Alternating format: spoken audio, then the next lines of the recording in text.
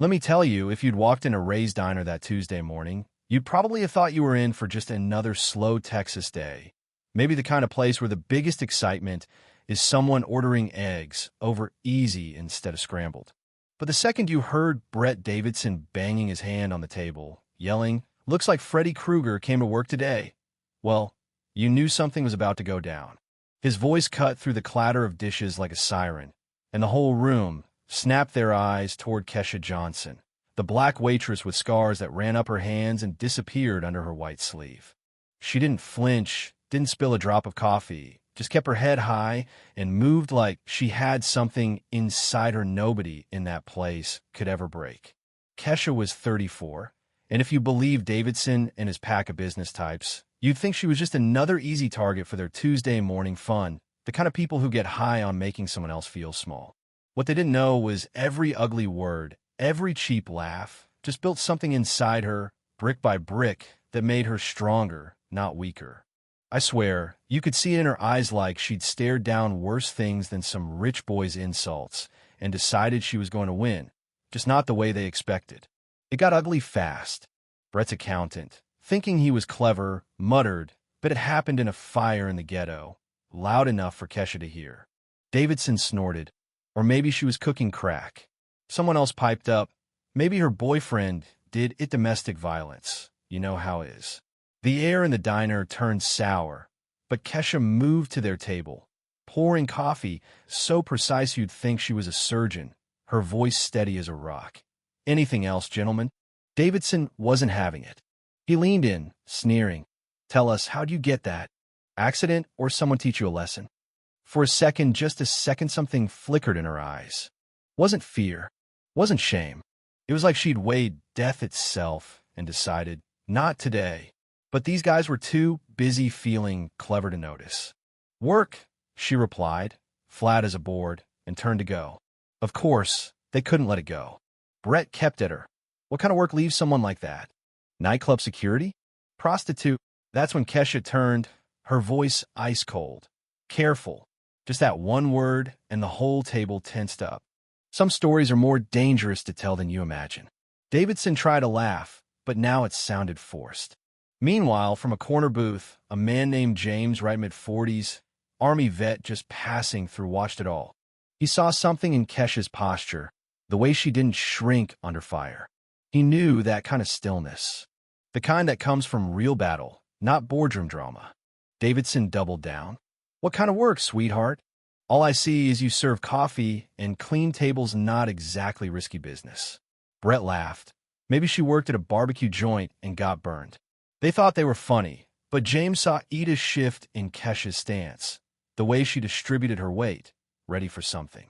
And as she bent to pick up a napkin, her sleeve rode up, showing a faded tattoo, just enough for James to recognize 1st Infantry Division, big red one. He'd served, he knew those marks. Kesha, without even looking up, murmured, "Manual labor, that's one way to describe carrying wounded soldiers 3 miles under enemy fire." Davidson blinked. "What did you say?" "Nothing," she said, cool as ever. "Do you want the bill, or are you just going to stand there making comments about my looks?" Now, Davidson was pissed. He stood up, voice booming. "You're going to show us respect. We're paying customers, and you're just an employee." Kesha finished, staring him down. There was something in her gaze that made even him step back. "My place, huh?" she echoed, slow and deliberate. "Yeah, I should know my place. Problem is, you have no idea what my real place is." By now, the whole diner was watching, some folks pretending to check their phones, but really waiting to see who'd blink first. Even Tony, the manager, poked his head out from the kitchen. He'd seen Kesha swallow insults before, always professional, always dignified.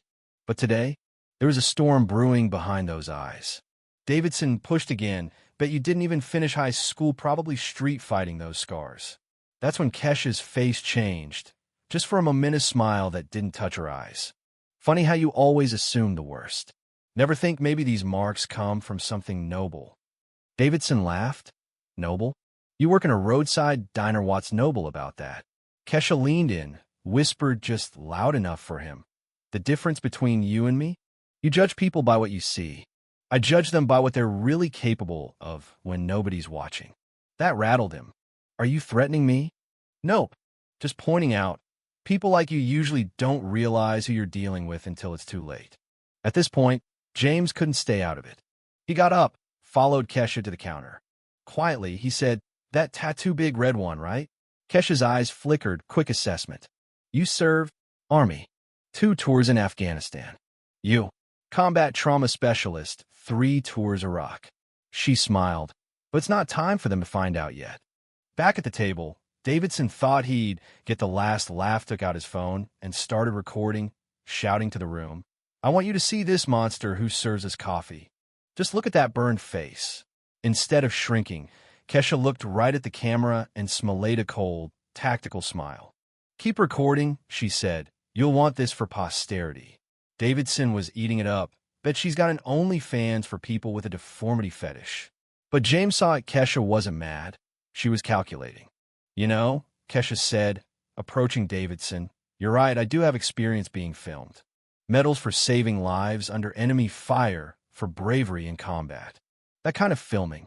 For a second, Davidson faltered. Some customers started to wonder if maybe, just maybe, she wasn't making it up. "By the way," Kesha asked, "what's your full name? So when this video goes viral, people know who's behind it." "Davidson Mitchell, Mitchell and Associates," he said proudly, totally missing the trap. "We help companies get rid of problem employees." Kesha nodded. "Interesting. And you say a lot in your weekly business lunches. Tony, can you come here?" The manager arrived, nervous. "Just want you as a witness, Tony. Mr. Mitchell here is recording me, using my name, commenting on my appearance." Tony nodded, unsure. Davidson was getting rattled. "You're just a waitress. Nobody wants you around." Kesha smiled. Invisible people notice things, especially when conversations happen in front of them week after week. Suddenly, Davidson realized how much he'd said in front of her. About firing black employees, about cleaning up payroll. Kesha had it all: faces, names, conversations filed away. "Well, gentlemen, it's been a pleasure," she said and walked away, pin tucked in her apron, leaving Davidson blinking.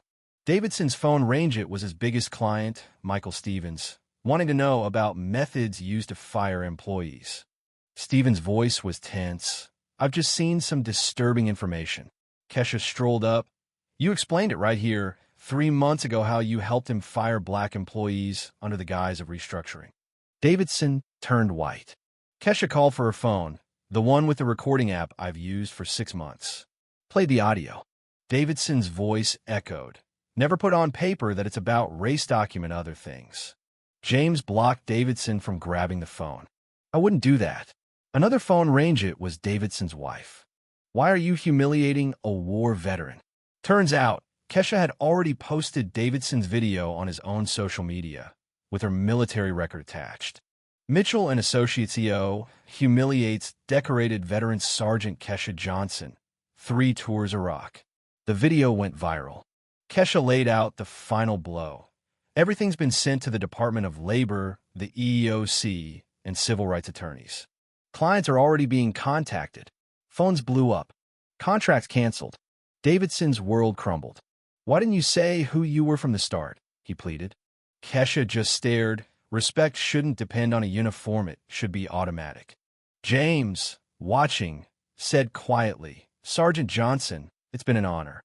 Davidson and Brett left in disgrace.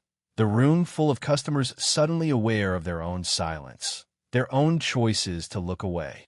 Kesha's quiet strength had turned the tables not just for herself, but for anyone who'd ever been told to know their place. 6 months later, Kesha wasn't just a waitress anymore. Her story had gone national. The diner put up a hero's wall. Veterans stopped by just to shake her hand. Laws changed. Mitchell and Associates collapsed. Davidson lost everything. Brett was bagging groceries in shame. Even the community shifted. People stopped pretending not to see, started saying thank you. Kesha's scars became badges of honor. During her TV interview, Kesha looked right into the camera. "You don't have to wear a uniform to deserve respect. We all get to decide whether we stand up or bow down to injustice." James, now her business partner, helping other veterans, nodded. Davidson drove past the diner in a used sedan, still not understanding how he'd lost everything trying to break a woman who was, all along, the strongest person in the room.